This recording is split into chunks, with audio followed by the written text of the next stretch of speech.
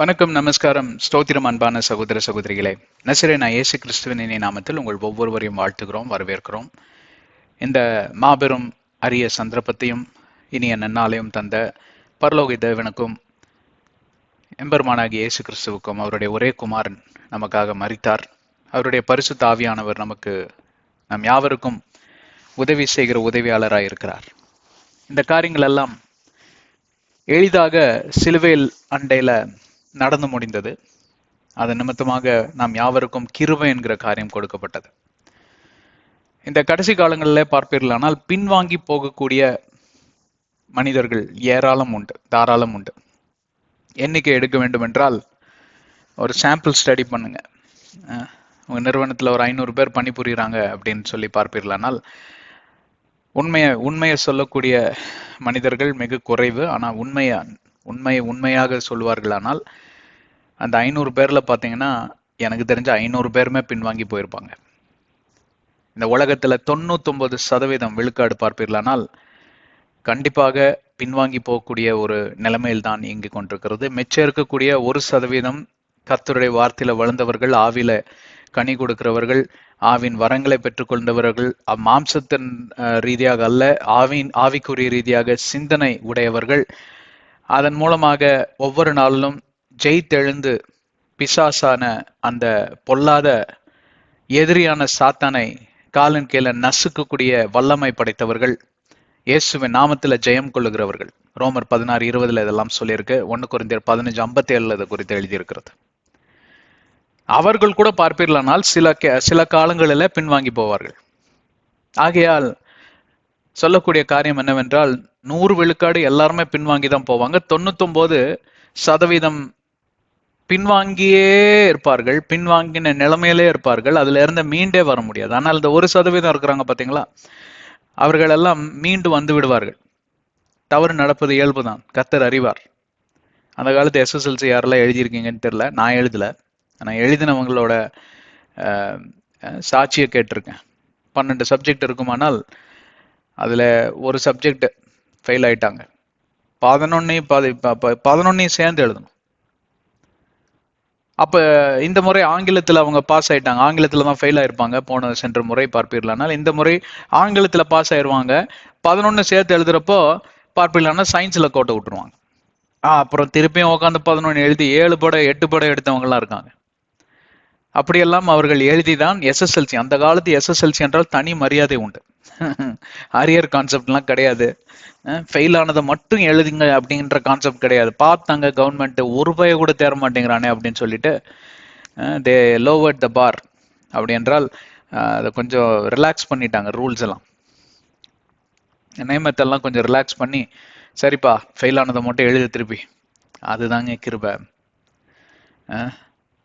முதல்ல இருந்து இப்போ பார்த்தீங்கன்னா சிகரெட் குடிக்கிற பழக்கம், சாராயம் குடிக்கிற பழக்கம், போய் பேசுகிற பழக்கம். சிகரெட் குடிக்கிறதையும் சாராயம் குடிக்கிறதையும் மேற்கொண்டுட்டு பொய் பேசுறதை மட்டும் விடாமல் இருக்கிறாங்கன்னு வைங்களேன். கர்த்தராகிய தேவன் சொல்லுகிறார் எபிரேயர் 8:12, நீ செய்த பாவத்தை அனைத்தும் நான் மறந்தேன், அதை நிராகரித்தேன். I will remember. நான் மறந்தேன் என்றால் அதை நான் ஞாபகத்தில் கொண்டு வருவதே இல்லை. தலையில தான் இருக்கு. அவருக்கு தெரியும். உங்களை பார்க்குறப்ப நீங்களாம் சாராயம் குடிச்சவங்க தான், நீங்களாம் சிகரெட் குடிச்சு நல்லா சுருளையா புகையெல்லாம் விடுவாங்க சில பேர். நானெல்லாம் காலேஜ் படிக்கிறப்போ எப்படியோ அந்த பழக்கம் பழகிட்டேன் ஒரு 2 வருஷம். அப்புறம் அதை எப்படிதான் விட்டேன்னு தெரியல. ரசிக்கப்பட்ட பின்பே கூட ஒரு 6 மாதத்துக்கு இந்த போராட்டம் இருந்துகிட்டே இருந்தது. முந்தின அளவுக்கு என்னால சிகரெட் குடிக்க முடியலன்னாலும் சின்ன வயசுலதான் இந்த சுவாபம்லாம் வரும். பெரிய அடிக்ட் எல்லாம் கிடையாது. அது ஒரு எக்ஸைட்மெண்ட். கூட 10 பேர் சேர்ந்து சுருளையா உள்றானுங்க. நமக்கு சின்ன பசங்க பாக்குறப்ப என்ன ஆகும், குர்ரா அப்படின்னு நானும் ஒரு இழுத்தேன். இழுத்ததுதான் தாமதம். நல்லா சுருளே எனக்கு நல்லா வருது அவனுங்களோட. அப்புறம் பாத்தீங்கன்னா அந்த பழக்கம் பிக்கப் ஆயிடுச்சு. பெரிய அடிக்ட்லாம் ஆகல, பெரிய ஒரு ஆர்வம்லாம் கிடையாது, ஆர்வ கோளாறுலாம் கிடையாது, சும்மா விளையாட்டுக்கு பண்ணி. அப்புறம் இந்த ரட்சிக்கப்பட்ட பின்பே பாத்தீங்கன்னா காலேஜுக்கெல்லாம் போயாச்சு. உள்ள ஒரு போராட்டம் நெருக்குது போட்டேன்னு. ஒரு நாளில் ஆவியானவர் எனக்கு தீர்மானம் எடுக்கும்படி உதவி செய்தார். தம்பி, இன்னைக்கு நீ உட்காந்து தீர்மானம் எடு, துஷ்பிரயோகம் பண்ணாத. இத்தனை நாள் நீ பைபிளை தொடல, என்ன வேணா பண்ணு, நான் உன்னை எதுவும் கேட்கல. இப்ப நீ வேதாகமத்தை கையில் எடுத்திருக்கிற, இருபுறமும் கருக்குள்ள பட்டயம் தம்பி, சதக்கு சதக்குன்னு குத்தி கிழிச்சு உன்ன ஒரு வழி ஆக்கி போடும். விளையாடுறியா அப்படின்னு கேட்டார்.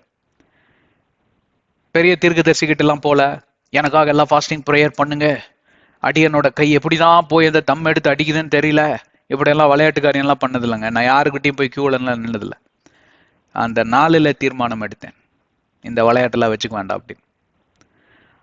அதற்கு பின்பே நான் பல காரியங்களில் இப்படிதான் தீர்மானம் எடுத்து பின்வாங்கி போயிருக்கிறேன். நான் ஒட்டுநடியாக எழும்பேன். நீதிமான் 7 முறை விழுந்தாலும் எழுந்து நிற்பான் என்ற வேத வசனத்தின் அடிப்படையில். அதனால பேசணுன்னே உடனே பெருசா இவர் போல ஒரு செயின்ட் உலகத்திலே கிடையாது. அதனாலதான் அங்கங்க ஒரு உதாரணங்கள், என் சொந்த சாட்சியை சொல்லிக்கிட்டே இருந்தோன்னு வைங்களேன், அப்ப வேதாகமத்துக்குள்ள போக முடியாது. ஆனாலும் சில சாட்சிகளை நான் பகிர்ந்து கொள்ளதான் வேண்டும். இந்த 30 ஆண்டுகளாக நான் தேவனோடு கூட நடந்து கொண்டிருக்கக்கூடிய இந்த ஆவிக்குரிய ஜீவியத்துல பல முறை நான் பின்வாங்கி போயிருக்கிறேன். தெரிந்தே தவறை செய்திருக்கிறேன், துணிகரகமா செய்திருக்கிறேன், ஆண்டவருடைய இருதயத்தை நொறுக்க பண்ணியிருக்கிறேன். அதுதாங்க மாம்சம்.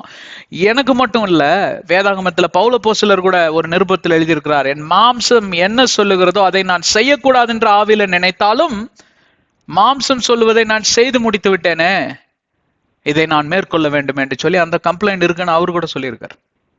அவர் ஒன்னும் பரலோகத்திலிருந்து குதிக்கலையே.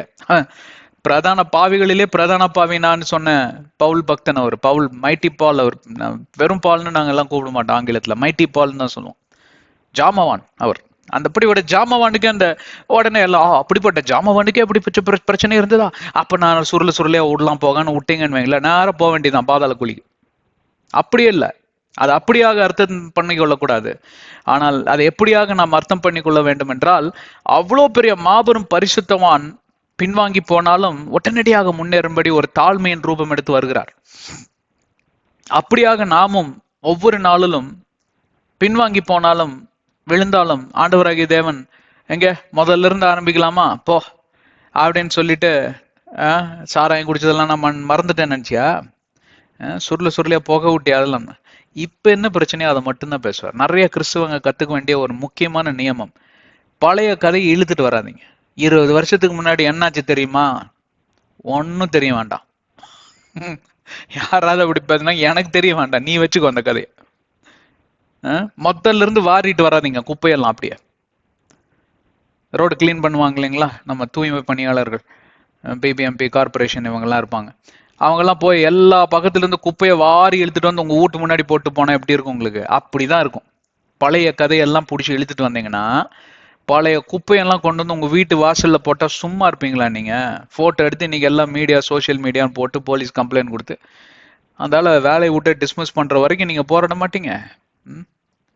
அந்த மாதிரி தாங்க அந்த போராட்டம். ஏன் இதுல வர்றதில்ல? பழைய குப்பையெல்லாம் எப்படி ரொம்ப ஜாலியா இழுத்துட்டு வர்றீங்க. ஆண்டவருக்கு அந்த சுவாபம் கிடையாது.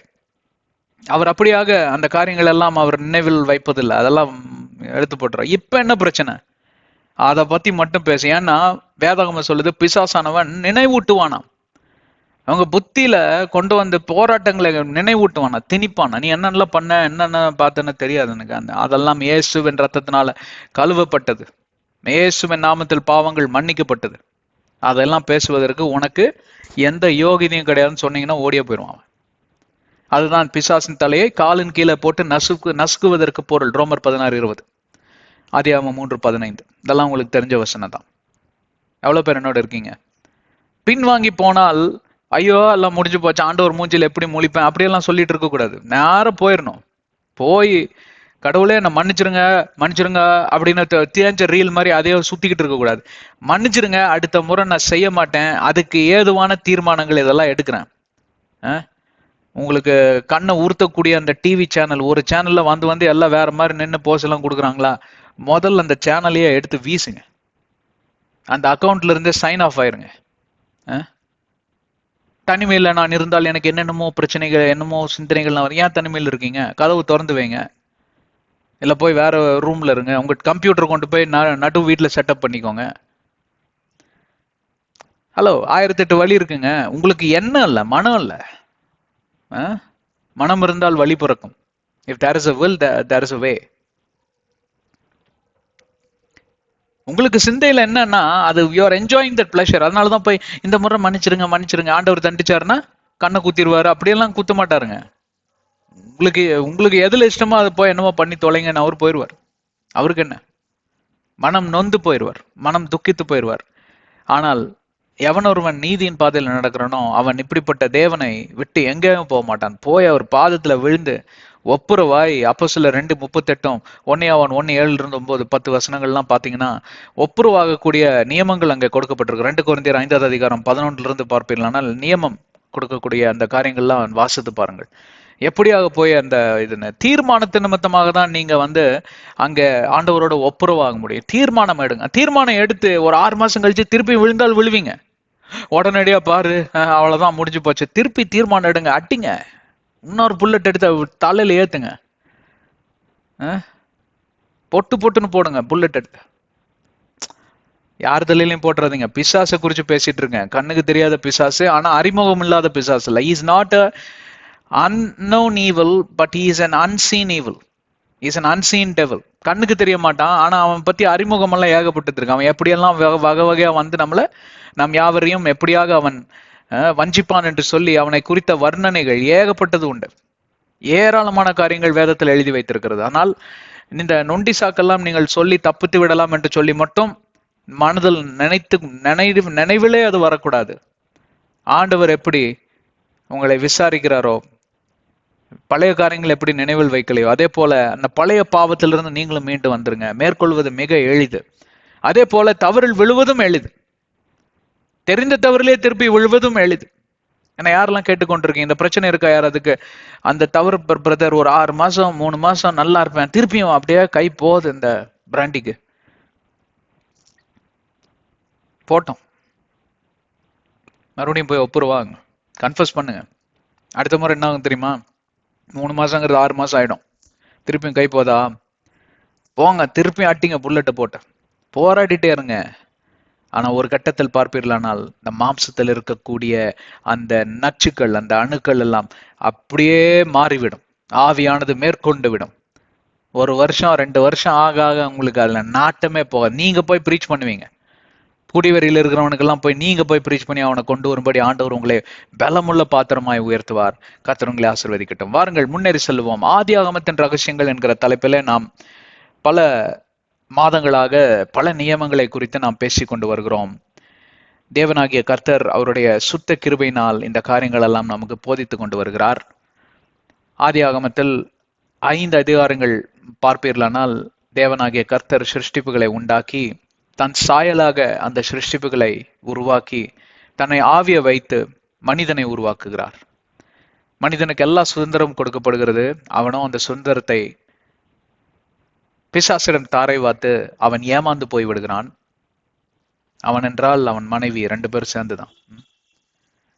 ஆதாம் எந்த விதத்திலையும் ஆதாம் பார்ப்பீர்களானால் இன்னசென்ட் என்று சொல்ல முடியாது. அவருக்கு பாவங்க வெகுளி ஒண்ணுமே தெரியலன்னு சொல்ல முடியாது. அவரும் ஈக்குவலா கூட பழத்தை சாப்பிட்டான்னு இவ சாயலே மாறிடுச்சா, குடு அப்படின்னு இவர் வாங்கி வேகமா கடிச்சாரு. இச்சை அவர் 2 பேர்த்துக்கும் தான் இருந்தது. உடனே அந்த அம்மாவே எல்லாருக்கும் கரண் நீட்டி சொல்றது, இந்த அம்மானாலதான் எல்லாம் பிரச்சனையாச்சு அப்படின்னு. இவர் என்ன பண்ணிட்டு இருந்தார்? பூ பறிச்சுட்டு இருந்தாரா போய்? ஒழுக்கமா இவர் அந்த அம்மாவை தரன்னு இழுத்துட்டு போய், ஆண்டவரே இந்த மாதிரி நடந்து போச்சு, மனைவி சார்பா நான் மன்னிப்பு கேட்கிறேன், எம்மாலையும் தவறு இருக்கு, நான் அவங்கள பாதுகாத்துருக்கணும் அப்படின்னு சொல்லியிருந்தாருன்னு வைங்களேன், அன்னைக்கே பிசாசோட தலையை ஆண்டவரே நசுக்கி வீசியிருப்பார். முடிஞ்சு போயிருக்கேன் எல்லாமே. சின்ன தவறு. பெரிய பெரிய தவறுக்கு சின்ன நிவாரணம் இருக்குங்க. ஆமாங்க, அதுதான் வேதம், கிருபை. அப்படியாக பாவத்தோட பின்விளைவுகளை மனித நேயம் சந்திக்க ஆரம்பித்தது. சிருஷ்டிப்புகள் எல்லாம் அழிக்கப்பட்டன. இந்த பாவத்தின் நிமித்தமாக கொலைபாதகர்களும் காம விகாரம் செய்கிறவர்களும், அதோட கூட தேவதூதர்களோட கூட உடலுறவு வைத்து இப்படியாக ராட்சதர்கள்லாம் பிறந்தார்கள் என்று சொல்லி 6வது அதிகாரத்துல வாசித்தோம். அதிலிருந்து முன்னேறி செல்லுகிறோம். ஆண்டவராகிய தேவன் பார்த்து, மனிதனை நான் படைத்ததற்காக வெசனப்படுகிறேன், I feel sorry for creating mankind அப்படி என்று சொல்லி இதை அழித்து விடலாம் என்று சொல்லி ஆண்டவராகிய தேவன் ஒரு தீர்மானத்திற்கு வந்து விட்டார். அப்படி தீர்மானித்துக் கொண்டிருக்கக்கூடிய நேரத்தில் தான் நோவா என்கிற ஒரு பக்திமானை, ஒரு பரிசுத்தவானை ஆண்டவராகிய தேவன் கண்டடைகிறார். அவருடைய எண்ணத்தை சற்று மாற்றி அமைக்கிறார். இந்த குடும்பத்தை நான் ரட்சிக்கணுமே, எல்லாத்தோட சேர்ந்து பொதுவா இவங்களை அழிச்சுட்டா அது அநியாயம், எனக்கு அநியாயம் பண்ணி பழக்கமே கிடையாது, அது என் மாம்சத்திலே கிடையாது அப்படின்னு ஆண்டவராகிய தேவன் ஒரு தீர்மானத்துக்கு வருகிறார். அந்த தீர்மானத்தின் நிமித்தமாக அங்கே நோவா ரட்சகர் என்கிற ஒரு பொசிஷன், ஒரு பதவிக்கு வந்து அங்கே அமைகிறார். நோவாவை கொண்டு இந்த உலகத்தை, நோவாவை கொண்டு இல்ல, நான் இந்த உலகத்தை அழிப்பேன், ஆனால் நோவாவை கொண்டு இந்த உலகத்தில் இருக்கக்கூடிய சில படைப்புகளை, சில சிருஷ்டிப்புகளை எல்லாம் நான் காப்பாற்ற வேண்டும் என்ற ஒரு கட்டமைப்புக்குள் ஆண்டவராகிய தேவன் வருகிறார். அந்த கட்டமைப்புக்கு பெயர் தான் நோவாவின் பேழை. நோவாவின் பேழை குறித்து நாம் 14வது அதிகாரத்துல 14வது வசனத்திலிருந்து 14, 15, 16, 17வது வசனத்துல இருக்கோம், பார்த்து கொண்டு வருகிறோம். நோவாவின் பேழையோட அந்த கட்டமைப்புக்கும் இயேசு கிறிஸ்துவின் 2ஆம் வருகையோட கட்டமைப்புக்கும் பார்ப்பீர்களானால் அங்கே பல சம்பந்தங்கள் உண்டு. இது ஒரு முன்னுரையாக, இது ஒரு ஒரு ஒரு முகவரி கொடுக்கக்கூடிய ஒரு incident. It created an identity for the second coming of Jesus.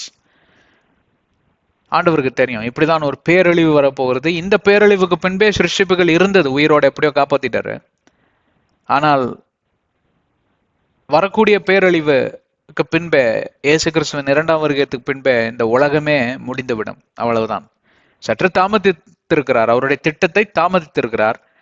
இயேசு கிறிஸ்துவோடைய பிறப்பு நிமித்தமாக இன்னும் கொஞ்சம் தாமதம் ஆகிக்கொண்டிருக்கிறது. ஏனென்றால் கிருபை என்ற காரியத்தின் நிமித்தமாக ஆண்டவராகிய தேவன் தன்னுடைய நீடிய பொறுமையும் சாந்தத்தையும் வெளிப்படுத்தக்கூடிய ஒரு தன்மை. உடனே இங்க இருக்கிறவங்க எல்லாம் நிறைய பேர் தேர் மாக்கிங், கிண்டல் செய்வது, கேலி கூத்து, எங்க உங்க ஜீசஸ் வரவே இல்லை அப்படிங்கிறது. அப்படியா? கிருபாங்க, தேவனோட ஆண்டவரோட கூட விளையாடாதீங்க. தவறு செஞ்சா போய் மன்னிப்பு கேட்டு கால் விழுந்துருங்க, மன்னிச்சிருவாரு. உடனே திருப்பியும் அவரை வந்து கோமாளி மாதிரி வந்து ட்ரீட் பண்ணக்கூடாது. நாளைக்கு போய் அதே பாவத்தை பண்ணிட்டு வந்து மன்னிச்சிருங்க அப்படின்னா என்ன அர்த்தங்க?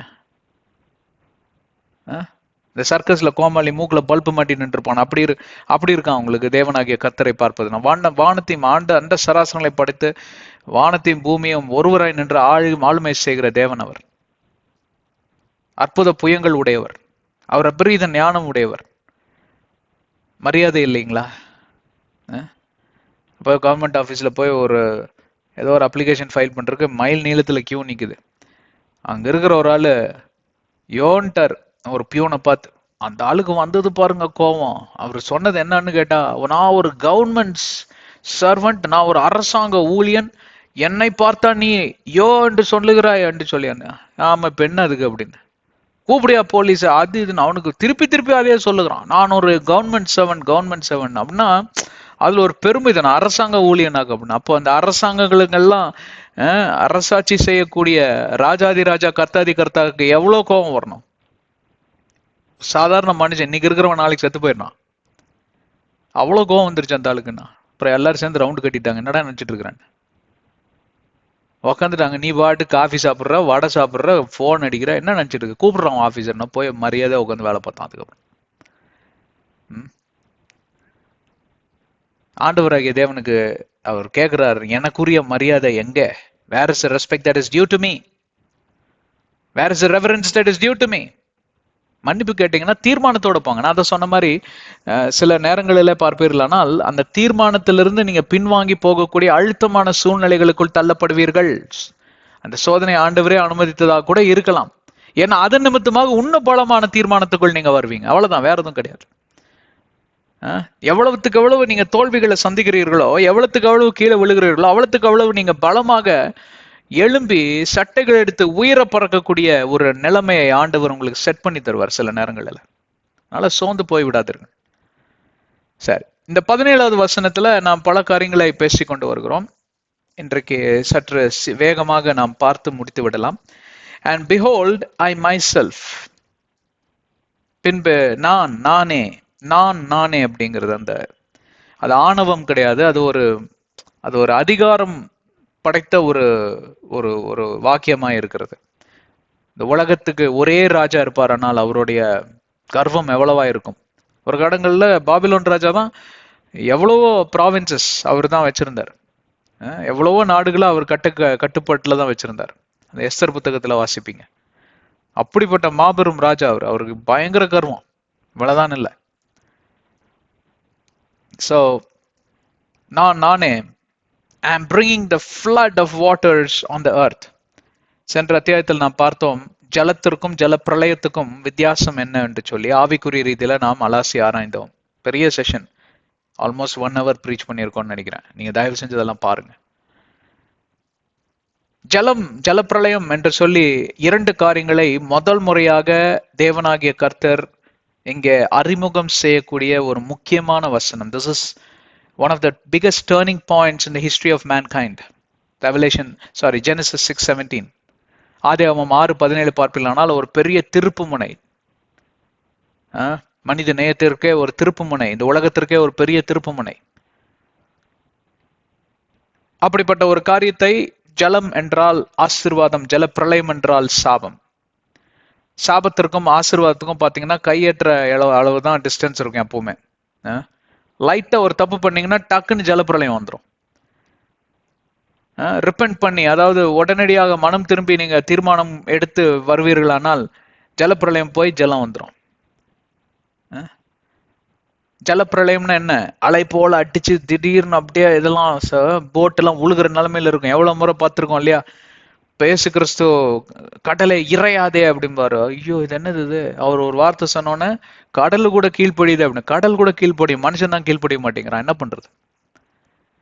அதே போலதான் பவுல் அப்போஸ்தலர் சொல்லுவார், இந்த மால்டா தீவுக்கு போறதுக்கு முன்பே அங்க பார்ப்பீர்களானா அவர் சொல்லுவார், இந்த ரூட்ல போங்கடான்னு. கேட்காம இல்ல அந்த ரூட்ல தான் போவோம், பாரு எவ்வளவு காமா இருக்கு அப்படின்னு. போவானுங்க, கொஞ்ச நேரத்துல மாட்டிட்டு முழிப்பாங்க. அப்புறம் அவர் ஜெபிச்சு, எனக்கு ஒரு தூதன் வந்து சொல்லியிருக்காரு, ஒன்னும் ஆகாது, கவலையே போடாதீங்க, எல்லாம் சாப்பிடுங்க, நிம்மதியா இருங்க, என் நிமித்தமாக ஆண்டவர் இந்த இந்த பிரளயம், அதுவும் பிரளயம் தான்.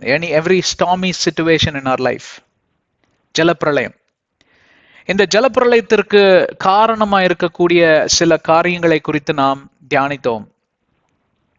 அதே போல ஒரு ஜலம், நீரோடை அப்படின்னு சொல்லுவார்கள். நீரோடை அண்டையில நடப்பட்ட மரத்தை போல சிலரோட வாழ்க்கை செழிதோங்கி இருக்கும். நல்ல மரமாக வளர்ந்து பல கனிகளை கொடுக்கக்கூடிய ஒரு வாழ்க்கை தரத்துக்குள் அவர்கள் கடந்து செல்வார்கள். ஆனால் அப்படி நன்றாக போய்கொண்டிருக்கக்கூடிய வாழ்க்கையில சட்டனா சகதியாக பார்ப்பீர்களானால் ஒரு ஜலப்பிரளயம் வரக்கூடிய ஒரு நிலைமை. அதற்கு காரணம் பாவம். பாவம் என்றால் என்ன என்று கேட்கக்கூடிய உலகத்தில் தான் நானும் நீங்களும் வாழ்ந்து கொண்டு வருகிறோம். அதை சொன்னால் கூட அவர்கள் கேலி செய்வதும் பரிகாசம் பண்ணி பேசவும் இப்படிப்பட்ட காரியங்களில் தான் அவர்கள் நாட்டமாக இருக்கிறார்கள். என்ன எதை சொன்னீங்கனாலும் பாவமே கிடையாதும்பா. ஏன்? அதுக்கு ஒரு புது பேர் வச்சிருக்கிறான், ஃப்ரீவில், லிபர்ட்டி, இண்டிபெண்டன்ஸ், ஃப்ரீடம், இப்படி பல பெயர்கள் வச்சிருக்கான். சுதந்திரம்ங்கிறான், என்னோட இஷ்டங்கிறான், என்னுடைய சுய விருப்பங்கிறான், என்னுடைய தனிப்பட்ட விருப்பங்கிறான், என்னென்னமோ பேர் வச்சுக்கிறான்.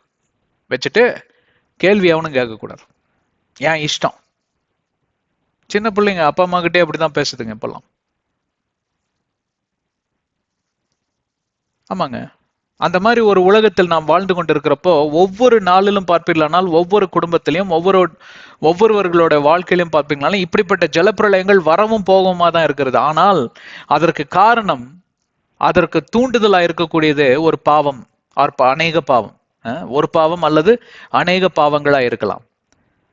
அதை நாம் வேறு பிரித்து அதை நாம் கண்டுபிடித்து அதை நாம் நசுக்காமல் விட்டோம். ஆனால் இப்போ 2-3 தேள் ஊறிட்டு இருக்கு அப்படியே உங்க பெட்ல.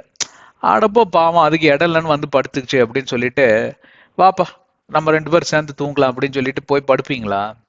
இல்ல படுப்பீங்களா? படுத்துதான் பாருங்களேன், அடுத்த நாள் என்ன ஆகுதுன்னு பார்ப்போம். அடுத்த நாள் என்ன, அடுத்த நிமிஷம் என்ன ஆகுதுன்னு பார்ப்போம். ஐயோ அம்மான்னு அலறதுல வீதியே வந்து லைட்டு போட்டுரும்.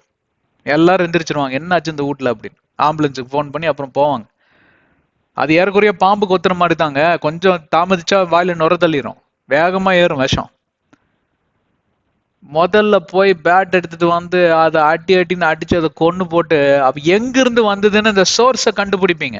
எந்த ஓட்டை, எந்த பொந்துல இருந்தே வந்தது, வீட்டுக்குள்ள எப்படி வந்ததுன்னு சொல்லி உடனே ஒரு எக்ஸ்பர்ட்டை கூப்பிட்டு எல்லாம் செக் பண்ணுனா ஜன்னல்ல ஒரு ஓட்டை இருக்கான், அங்க இருந்து வந்திருக்கு பாருன்னு ஓட்டையை அடைப்பீங்க. கரெக்டுங்களா? ஏன் தேள் கொட்டுனா மட்டும்தான் உங்களுக்கு அந்த மாதிரி ஓட்டைகள் அடைப்பீங்களா? இல்லைங்க. பாவம் என்பது தேளை காட்டியும் ஏதோ சர்ப்பத்தை காட்டிலும் அது ஒரு கொடிய விஷம் படைத்த ஒரு காரியம். உங்களை என்னையும் பார்ப்பீர்களானால் தேவனுடைய பிரசன்னத்திலிருந்தும் தேவனுடைய உறவிலிருந்தும் தேவனுடைய சம்பாஷணையிலிருந்தும் நம்மை பிரித்து போடும். அந்த அனுபவங்களுக்குள்ளதான் ஆதாமும் ஏவாளும் கடந்து சென்றார்கள். அதைத்தான் நாம் ஆதியாகமம் 3:4 எல்லாம் பார்த்துட்டே வந்தோம். அதோடைய பின் விளைவுகள் அதை விட மிக கொடூரமா இருக்கும், அதை விட மிக பயங்கரமாக இருக்கும். பின் விளைவுகளை சந்தித்து ஆகவே வேண்டும். ரத்த சிந்துதல் இல்லாமல் பாவ மன்னிப்பே இல்லை. It will cost you something very bad. ஏதாவது ஒன்றுல போய் மாட்டிக்கிட்டீங்கன்னா உடனடியாக போய் ஒப்புரவாயிருங்க. உடனடியாக அதை சரி செய்யணும், திருத்தி கொள்ளணும் அப்படின்னு தெரிஞ்சே போயிட்டே இருக்காதீங்க. கண்டுக்காம போவாங்க சில பேர், பார்ப்பீங்களான்னு கண்டுக்காம போயிட்டு இருப்பாங்க. அதுதான் ஜல பிரளயத்துக்கு பொருளாகும். அதுல கொஞ்சம் நேரம் எடுத்துக்கிட்டேன். ஏனென்றால் அதை சரியாக நீங்கள் அர்த்தம் பண்ணி கொண்டவில்லை என்றால் உங்களுக்கு வரக்கூடிய காரியங்களுடைய அந்த நோக்கமே உங்களுக்கு புரியாது, அதோடைய அழுத்தம் உங்களுக்கு புரியாது, எம்பசிஸ் புரியாது உங்களுக்கு. எவ்வளவு பேர் என்னோட இருக்கீங்க? ஜலப்பிரளயம் என்கிற காரியம் பாவத்திற்கு ஈடாகும்.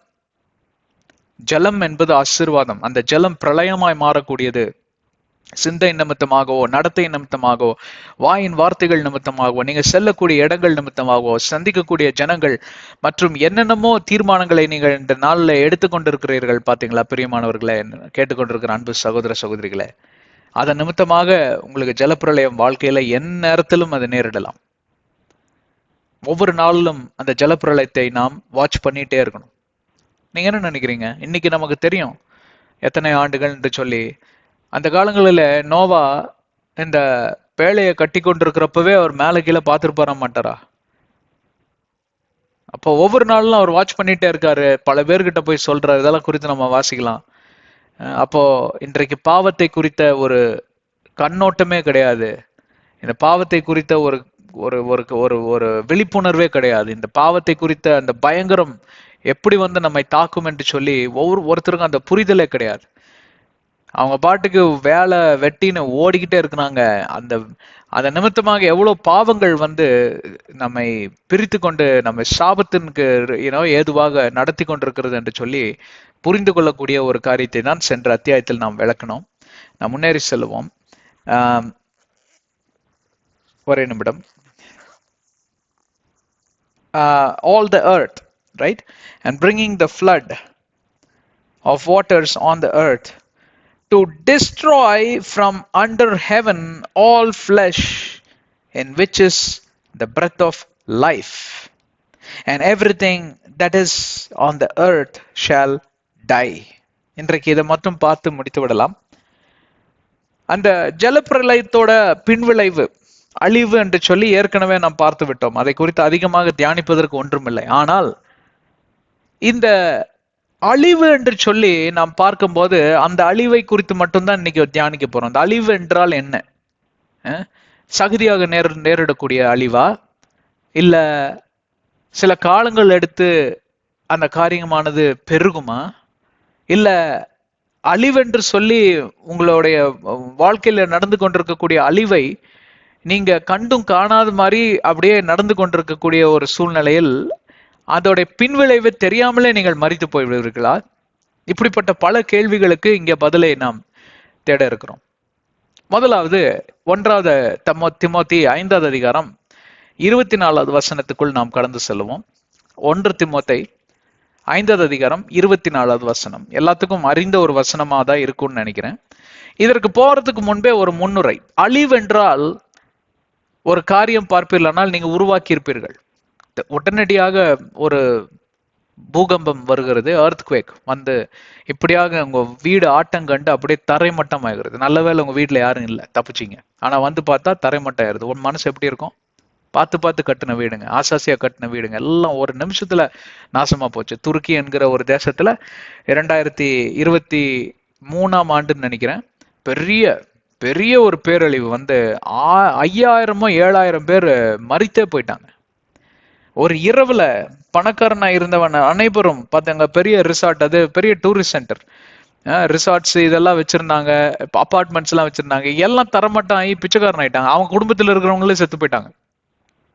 அப்ப அவனோட கேள்வி என்னன்னா, இந்த பேரழிவுக்கு காரணம் என்ன தெரியலையே, சனப்பொழுதுல இதெல்லாம் நடந்து முடிந்ததே அப்படின்னு சொல்லி அங்க ஒரு ஆள் நின்று கொண்டிருக்கக்கூடிய ஒரு போட்டோகிராஃப் எடுத்து போட்டாங்க. பாக்குறப்ப ரொம்ப கஷ்டமா இருந்தது. பாவம், சோ அழிவு என்று சொல்லி பார்ப்பீர்களானால் நன்றாக நடந்து கொண்டிருக்கக்கூடிய ஒரு காரியமானது அங்க க்ஷண பொழுதுல அதெல்லாம் மாறிவிடக்கூடிய ஒரு காரியமா இருக்கலாம். இல்லைன்றால் கொஞ்சம் கொஞ்சமாக பார்ப்பீர்களானால் அந்த காரியம் மாறிக்கொண்டே இருக்கும். நல்லா படித்து கொண்டிருக்கக்கூடிய மாணவ செல்வமா இருக்கலாம் உங்க குழந்தை. அப்படி பார்த்தீங்கன்னா படிப்படியா மார்க் குறைஞ்சுக்கிட்டே வருது. அப்ப அங்க ஏதோ ஒரு காரியம் உள்ள தலையில இருக்கு, ஏதோ ஒரு காரியம் அவங்கள போட்டு ஆட்டுது, உழுக்குது. அப்ப அங்க ஜலப்பிரளயத்தோடைய ஆரம்பம் தொடங்கி விட்டது என்று சொல்லிதான் அதற்கு பொருள். அப்படி என்றால் இந்த பிள்ளையோட கவனம் எங்கேயோ சிதறப்படுது. அப்ப நீங்க அதை கூர்ந்து கவனிக்கணும், கொஞ்சம் ஃபாலோ பண்ணணும், ஸ்கூல்ல போய் விசாரிக்கணும், டீச்சர்ஸ் கிட்ட பேசணும், அவங்க ஃப்ரெண்ட்ஸ் கிட்ட பேசணும். ஏதோ ஒரு தகவல் உங்களுக்கு வெளியே வரக்கூடிய அந்த நேரத்தில் தானே நீங்க இப்படியாக ஒரு திருத்தத்தை கொண்டு வரக்கூடிய ஒரு சந்தர்ப்பம். உடனடியா போய் அடின்னு அறையக்கூடாது. அதற்கு காரணத்தை கண்டுபிடிச்சு அந்த ஓட்டையை அடைக்கணும். அப்பதான் அந்த அந்த அந்த பிராணிகள்லாம் உள்ள வராது. கரெக்டுங்களா? யாருக்கு தெரியும், ஒரு தவறான நட்பு, ஒரு தவறான உறவு, தவறான ஒரு பழக்க வழக்கம், இப்படிப்பட்ட காரியத்துல உங்க பிள்ளை மாட்டிட்டு இருக்கோம். அதுதான் காரணம். அதனாலதான் பாத்தீங்கன்னா கவனம் சிதறுது. 100க்கு 100 வாங்கிட்டு இருந்த பிள்ளை இன்னைக்கு 50 40 பாஸ் ஆனா போதுன்னு இருக்கு. எப்படி? அதுதான் அந்த அழிவு. அந்த அழிவுக்கு அச்சாரம், அழிவுக்கு மூலமா இருக்கக்கூடிய அந்த காரியம் என்ன என்று சொல்லி நீங்க கண்டுபிடிக்க வேண்டும். இதுதான் அழிவோடைய பொருள், இதுதான் அழிவோடைய டெஃபினேஷன் என்று சொல்லலாம், அர்த்தம். இப்ப இந்த அழிவு யாருக்கெல்லாம் வரும்? பாவம் செய்கிறவர்களுக்கு வரும், கண்டிப்பாக வரும். எவ்வளவு பெரிய பாவம் செய்யறவங்களுக்கு வரும்? சின்ன பாவமா பெரிய பாவமா? 2 பேத்துக்கு வரும். சின்ன பாவி பெரிய பாவின்லாம் நம்ம மனிதர்கள் தான் அவங்களை கிளாசிஃபை பண்ணி வச்சிருக்கான். கர்த்தருடைய பார்வையில அவர் சுத்த கண்ணரா இருக்கிறான். சக்கரையா 4:10 சொல்லுது. பார்ப்பீர்களானால் அவருடைய கண்களில் அனைவருமே பாவிகள் தான், யாருமே பரிசுத்தவான்கள் கிடையாது. யாவரும் மகிமை இழந்து போனோம் என்று சொல்லி அங்கே வேதாகமம் சொல்லுகிறது. ஆனாலும் கொடிய பாவிகள் இருக்கிறாங்க. அதாவது எப்படின்னு கேட்டா, இதே வேலையா இருக்கிறவங்க அந்த கொடிய பாவிகள்னு உடனே அவன் கொலை செய்யறவன், ஹைஜாக் பண்றவன், டெரரிஸ்ட், அவன் அப்படி இல்லை. அவங்க மட்டும் கண்டிப்பா அவங்க கொடிய பாவம் செய்யறவங்க தான், உடனடியாக அந்த கேட்டகரியில இருக்கிறவங்க தான் அப்படின்னு நம்ம ஆளுங்க இது பண்ணு. கொடிய பாவிகள் என்றால் யார் தெரியுமா?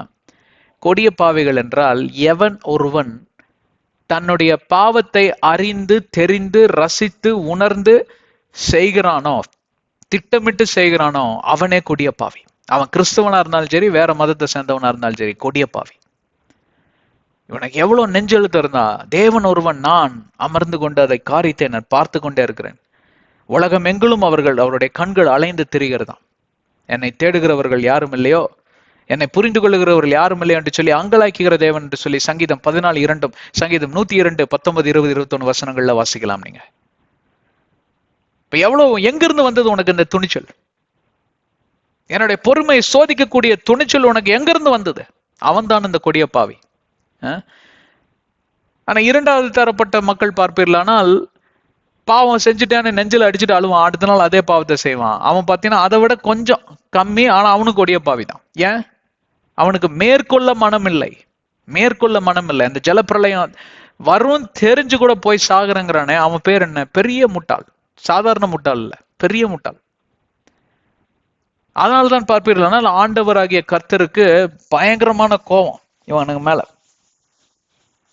எவ்வளவு துணிச்சல், நெஞ்செழுத்தம் இருந்தால் இப்படிப்பட்ட காரியத்தை நீ செய்வாய்? நான் எத்தனை முறை உனக்கு சொல்லியும் இந்த காரியத்தை செய்வேன். ஆனா 3வது தரப்பட்ட மக்கள் பார்ப்பீர்களானா நல்லவங்க, பாவம் வெகுளி, விழுந்துட்டேங்க, தெரியாம விழுந்துட்டாங்க, தெரிஞ்சே விழுந்துட்டாங்க, தெரியாம விழுந்த முட்டாள் நான், என்ன மன்னிச்சிருங்க, நான் இனி போக மாட்டேன், அந்த பக்கமே நான் போக மாட்டேன். உடனடியே கேபிள்லாம் பிடிங்கி விட்டுருவான். இனிமேல் நான் எந்த டிவியும் பார்க்கல, நாளை விடுங்க சாமி, என் கர்த்தருக்கு எதிராக நான் எதையும் பண்ண மாட்டேன், எனக்கு எதுவுமே வேண்டாம், எந்த கர்மமும் வேண்டாம் அப்படின்னு சொல்லி 6 மாசம் கழிச்சு ஒரு சின்ன ஆசை வரும், கேபிள் கனெக்ஷனை திருப்பியும் கொடுத்து விழுந்துருவாரு, உடனடியாக பிடிங்கி விடுவார். இப்ப 2-3 தடவை பிடிங்கி விட்டோன்னா அவருக்கு என்ன ஆயிரும்? இது வேண்டாம் எனக்கு, இது எத்தனை நாளைக்கு நான் இப்படி போராடிட்டே இருக்கிறதுன்னு டிவியவே வித்துருவார் அவர். இந்த டெலிவிஷன் இருந்தா தானே இது மூலமா எட்டி பார்க்கறான் பிசாசு தலையை வச்சுக்கிட்டு, டெலிவிஷனையே வித்துருவார். அவர் கொடிய பாவி கிடையாது, அவர் பாவியா இருந்தவர், ஆனால் மனம் திரும்பி வெளியே வந்திருக்காரு. இப்ப முதலாவது ரகத்துக்கு போலாமா? இந்த முதலாவது ரகத்தில் இருக்கக்கூடிய கொடிய பாவிகள் அறிந்து தெரிந்து ருசித்து சுவைத்து இந்த காரியங்கள் எல்லாம் பண்ணிக்கொண்டே இருக்கிறோம். கிறிஸ்துவர்களை பத்தி தான் பேசிக்கொண்டிருக்கிறோம். இங்க கிறிஸ்துவர்கள் அல்லாதவர்களை நாங்கள் நேசிக்கிறோம், ஆனா அவங்க இந்த கட்டமைப்புக்குள் வருவது இல்லை. அதனால் அவர்களை நாங்கள் எதுவும் சொல்லுவதில்லை. அவங்களுக்குன்னு ஒரு வழிமுறை இருக்கு, அவங்களுக்குன்னு ஒரு டாக்டரின் இருக்கு, அவங்களுக்குன்னு என்னென்னமோ போதிக்கிறாங்க, அவங்க அதுபடி போறாங்க. அவங்களுக்காக நாங்கள் ஜெபிக்கிறோம், அவங்களை நேசிக்கிறோம். நான் உங்களை பத்தி தான் பேசிட்டு இருக்கோம். கிறிஸ்துவர்கள் என்று சொல்லி மாறை நிமித்து கொண்டு அங்கேயும் எங்கேயும் சுத்தி கொண்டு இருக்கிறீங்கள, பெரிய சிலுவை அவங்க அப்படியே கழுத்துல போட்டுக்கிறீங்க, அதெல்லாம் எங்களை காப்பாத்திருமாக்கும். நாங்க எவ்வளவு பெரிய பாரம்பரிய இந்த மேல இருக்குது பாருங்க சிலுவை, அது எங்க தாத்தா தான் கொடுத்தாராக்கும். இப்படியெல்லாம் சொல்றீங்க பாருங்க, உங்களுக்கு தான் இந்த பிரசங்கம். சில பேர் பாத்தீங்கன்னா ஃபேன்ல பேர் எழுதி ஓட்டியிருப்பாங்க, ஃபேன் சுத்துறப்போ அவங்க பேர் சுத்திக்கிட்டே இருக்கும். எப்படி இந்த மாதிரி ரொம்ப அல்பத்தனமான ஒரு இதுன்னு சொல்லுவாங்க. வளகரத்துக்கு தெரியக்கூடாது இடதுக்கரம் கொடுப்பதற்கு. இந்த மாதிரி கட்டளைகள் எல்லாம் தெரிந்தே நீங்க பிரேக் பண்ணிட்டே வரீங்க. சின்ன சின்ன கட்டளைகளா தெரியலாம், ஆனால் சின்ன பாவமா இருந்தாலும் கொடிய பாவமா இருந்தாலும் சரி, பாவத்தை மறுபடியும் நீங்கள் தெரிந்தே பண்ணி கொண்டிருப்பீர்கள், ஆனால் அதுதான் கொடிய பாவம். உங்களுக்கெல்லாம் ஒரு நற்செய்தி, ஒரு முடிவு கட்ட போறார் ஆண்டவர். 1 Timothy 5:24. Some men's sins are clearly evident. அப்படி என்ன தெரியுங்களா? சில பேரோட பாவங்கள் எல்லாம் தெளிவாக தென்னந்தெளிவா என் கண்களுக்கு முன்பே வருகிறது. அப்படி என்றால் என்ன? அவனுக்கு மன திரும்புங்கிற எண்ணமே கிடையாது. பாவம் அது எனக்கு என்ன, அதெல்லாம் ஏங்க என்கிட்ட சொல்லிட்டு இருக்கீங்க, அப்படி இருக்கிறாங்க பாத்தீங்களா? அவங்க clearly evident, preceding them to judgment. நியாய தீர்ப்பு நாளுக்கு முன்பே என்னை நியாயம் தீர்க்கும்படி அது தள்ளுகிறது. ஒரிஜினல் டிரான்ஸ்லேஷன்ல நல்லா வருது, ஜூயிஷ் டிரான்ஸ்லேஷன் பைபிள்ல இன்னும் நல்லா வருது. preceding them to judgment. இவர்களை நியாயம் தீர்ப்பு நாள் வரைக்கும் கூட ஆண்டவரால பொறுமையா காத்துட்டு இருக்க முடியலையா? அந்த அளவுக்கு ஆண்டவருடைய கோபத்தை ஏற்றி விட்டாங்க. ஆண்டவருக்கு மட்டும் அந்த உக்கிரம், ஆண்டவருடைய உக்கிரத்தை மட்டும் நீங்க தொட்டு பார்த்து தொட வேண்டாம், தொடணும்னு நினைச்சாலே இதை பஸ்மமாக்கிறோங்களே. எங்க இருந்து வந்தது அந்த துணிச்சல்? But those of some men follow later. those of men some follow laterனா யாரு? மேற்கொள்ளணும் நினைச்சுக்கிட்டே இருக்கிறான். உழுவான் எந்திரிப்பான். இவன் அத்தனை பேரும் எங்க நரகத்துக்கு தான் போறான். எவன் ஒருவன் மேற்கொள்ளுகிறானோ அவனுக்கே பரலோக வாசல் நிச்சயம் என்று வெளிப்பாடு 3:21 3:12 அவன் பரலோக தூணாய் மாறி விடுவான். கடைசி வரையும் எவன் ஒருவன் இந்த மாதிரி பிரச்சனைகளுக்கு இந்த மாதிரி சோதனைகளுக்கு எதிர்த்து நிற்கிறானோ அவனுக்கே இந்த பரலோக ஜீவ கிரீடம் நிச்சயம் என்று யாக்கோபு 1:12 எழுதியிருக்குங்க. அருமையான வசனங்கள், தப்பிக்கவே முடியாது நீங்க. அப்போ இந்த ஜலப்பிரளயம் எதனால் வருகிறது என்று தெரியுமா? பாவமானது அதிகரிப்பதனால்தான். பாவம் என்று சொல்லி ஒரு காரியம் அதிகரித்ததுனாலதான் தேவனுடைய உக்கிரமும் அதிகரித்தது. தேவனுடைய கோபம், கட்டும் கோபத்துக்குள் அத்தனை பேரும் தங்களையே தள்ளி கொண்டார்களே, அதன் நிமித்தமாக தான் இந்த ஜலப்பிரளயம் என்கிற காரியமே அறிமுகமாகப்பட்டது. தேவனாகிய கர்த்தர் இந்த உலகத்தை சிருஷ்டித்தப்போ இப்படிப்பட்ட ஒரு காரியம் அது டிசைன்லயே கிடையாது, அவருடைய கட்டமைப்பிலேயே கிடையாது. அந்த கட்டமைப்புக்குள் எப்படி இது நுழைந்தது? மனிதனுடைய மூர்க்கம், மனிதனுடைய வணங்கா கழுத்து, மனிதனுடைய கடின இருதயம், மனிதனுடைய இச்சை, திருந்தாத ஒரு குணம். நல்லா இருப்பான் பார்ப்பீங்கன்னா, அப்படி எங்க வீட்டுல ஆப்போசிட்ல ஒரு அண்ணன் இருந்தார். ரொம்ப வருஷமா தெரியும், நாங்க சின்ன பையனா இருக்கிறப்ப. ஒரு சீசன்ல பாத்தீங்கன்னா அவங்க இந்த மாலைகள் எல்லாம் போட்டுட்டு, ரொம்ப ஒரு வேற மதத்தை சார்ந்தவர் எல்லாம் போட்டுட்டு பாத்தீங்கன்னா ஒரே ஃபாஸ்டிங் இது அதுன்னு இருப்பார். சீசன் முடிஞ்சோன்னு பாத்தீங்கன்னா ஆளு வேற மாதிரி, அங்க தூரத்திலேயே அப்படியே சைக்கிள்ல அப்படியே தள்ளாடிட்டு டிச்சுக்கிட்டு அப்படியே விழுந்துருவார் ஒரு அண்ணன். கடைசி வரைக்கும் அவர் திருந்தவே இல்லை. அப்புறம் லிவர்லாம் அழுகி போய் எல்லாம் பிரச்சனையாகி அப்புறம் கொஞ்ச நாள் திருந்தி இருந்தான்னு கேள்விப்பட்டேன். இப்ப எப்படி இருக்கிறான்னு தெரியல, இருக்கிறாரான்னு கூட தெரியல. சரிங்களா? அப்படிப்பட்ட காரியங்கள் இந்த உலகத்தில் நடப்பதனாலதான் தேவனுடைய கட்டுங்கோபம் உச்ச கட்டத்துக்கு போய்விட்டது. அதனால்தான் தேவனாகிய கர்த்தர் ஒரு தீர்மானத்துக்குள் வருகிறார், இந்த உலகத்தை நான் அழித்து விடுவேன். இந்த உலகத்தில் வரக்கூடிய ஜலப்பிரளயத்திற்கு நீங்களும் ஒருவரா காரணமா? இல்ல நோவாவை போல இரட்சகர்களாக நீங்க எழுந்து நிற்கிறீர்களா? உங்களை போல என்னை போல மனிதர்கள் நோவாவை போல மனிதர்கள் எழும்பி நின்று திறப்புல நின்று நாம் ஜெபிக்கக்கூடிய நீதிமான்களாய் பரிசுத்தவான்களாய் மாறி இருக்கிறோமா? இந்த கேள்விக்கு விடை தெரிந்தாலே போதும். இந்த கேள்விக்கு விடை தெரிய வேண்டும் என்றால் நீங்க வேதாகமத்தின் வழியாக தான் இந்த விடையை நீங்க தெரிந்து கொள்ள வேண்டும். ஏன்னா நீங்களே உங்க சுய நீதியின்படி நியாயம் தீர்ப்பீர்களான்னு எல்லாருமே நீதிமான் தான். நான் என் மேல எந்த தப்பும் இல்லை தெரியுங்களா? அப்படியா? வாங்க கோர்ட்டுக்கு போலாம், ஜட்ஜு தீர்மானிக்கிட்டோம், செக்ஷன் பக்கம் வரும். கடைசியில பாத்தீங்கன்னா 2 பேத்தையும் தூக்கி போடுங்கடா ஜெயில் நம்பர். இவனுங்கனால எனக்கு டைமே வேஸ்ட். வேதாகமத்தின் அடிப்படையில உங்களையே நியாயம் தீர்த்து கொள்ளுங்க. ஒவ்வொருவரும் தயவு செஞ்சு இந்த உலகத்துல இருக்கக்கூடிய பேரழிவுகளுக்கு நீங்களும் ஒரு காரணம், நானும் ஒரு காரணம். என் பாவம் காரணம், உங்க பாவம் காரணம். அந்த பாவத்தை எதிர்த்து நிற்போம். அந்த பாவம் செய்யக்கூடிய மாந்தர்கள் யாவருக்கும் ஜெபிக்கக்கூடிய, திறப்பில நின்று ஜெபிக்கக்கூடிய பரிசுத்தவான்களாய் ஜெப வீரர்களாய் மாறுவோம். கர்த்தர் இயேசுவின் நாமத்தில் நாம் யாவரும் ரட்சிக்கப்படுவோம். கர்த்தர் உங்களை ஆசீர்வதிக்கட்டும். கண்களை மூடி சிரத்தை தாழ்த்துவோம். அன்பின் பிதாவே, உம்மை துதிக்கிறோம், உம்மை ஆராதிக்கிறோம், உம்மை மகிமைப்படுத்துகிறோம். தெய்வமே, இந்த அருமையான நாளில் கூட அப்பா பாவத்தை குறித்த காரியத்தை எங்களுக்கு சுட்டி காமித்தீர். நாங்கள் பின்வாங்கி போகக்கூடியவர்களாக அல்ல, மேற்கொள்ளுகிறவர்களாய் மாற வேண்டும். இயேசுவின் நாமத்தில் மேற்கொள்ள எங்களுக்கு ஆண்டவரே நீர் கிருபை பாராட்ட வேண்டுமாய் ஜெபிக்கிறோம். எங்கள் ஜெபம் கேளும் ஜீவனுள்ள நல்ல பிதாவே, இயேசுவின் நாமத்தில் ஜெபிக்கிறோம் பிதாவே, ஆமென். கர்த்தர் உங்களை ஆசீர்வதிக்கட்டும். எங்கள் சேனலுக்கு சப்ஸ்கிரைப் செய்யுங்க. எல்லா மெசேஜஸும் கேளுங்க. உங்கள் வாட்ஸ்அப் ஸ்டேட்டஸு மற்றும் ஃபேஸ்புக், ட்விட்டர், இன்ஸ்டாகிராம்னு சொல்லி எல்லா இடத்துலையும் போடுங்க. தெரிஞ்சவங்களுக்கு தெரியாதவங்க எல்லாரும் பார்க்கட்டும், இயேசுவின் அண்டையில் வரட்டும். அதே போல் இந்த உலகத்தில் நீங்கள் வாழ்கிறப்போ இன்னொரு முக்கியமான ஒரு பொறுப்பு உண்டு. அழிந்து போகிற ஆத்துமகளுக்காக ஜெபித்துக் கொள்ளுங்க. ஊழியம் செய்கிற யாவர்களுக்கும் ஜெபித்துக் கொள்ளுங்க. எங்களுக்காக ஊழியத்துக்காக ஜெபித்துக் கொள்ளுங்க. எபேசியர் 6:18, கொலோசியர் 4:3 இதைத்தான் சொல்லுகிறது. அதே போல உங்களுக்கு ஜெப தேவைகள் இருந்தால் யாருக்கிட்டையும் போகாதீங்க, அது வேஸ்ட் ஆஃப் டைம். தேவனாகிய கர்த்தர்கிட்ட சென்று நீங்க ஒப்புரவாகிறப்போ இயேசுவின் நாமத்துல செய்ய முடியாதது ஒன்றுமே இல்லை. கர்த்தரால் எல்லாம் கூடும். ஆண்டவர் உங்களை ஆசீர்வதிக்கட்டும். அடுத்த அத்தியாயத்தில் சந்திப்போம். ஆமென்.